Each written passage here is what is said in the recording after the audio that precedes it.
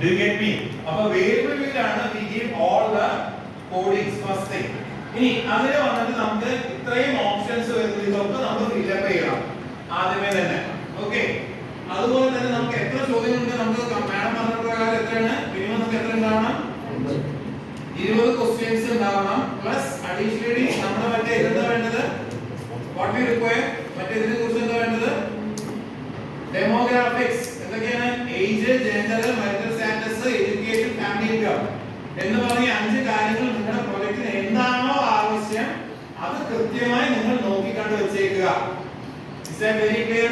മനസ്സിലാവുന്നു വിചാരിക്കുന്നു. അപ്പോൾ 1 2 3 4 5 5 എണ്ണം പ്ലസ് ഒരു 20 എണ്ണം കൂടി എക്സ്ട്രാ ആണ്. അപ്പോൾ നമുക്ക് മൊത്തം എണ്ണം 20 ചോദ്യങ്ങളും ഇത് കൂടി അപ്പോൾ 25 എണ്ണത്തിന് നമ്മൾ കോഡിംഗ് കൊടുക്കാനായിട്ടുണ്ട്.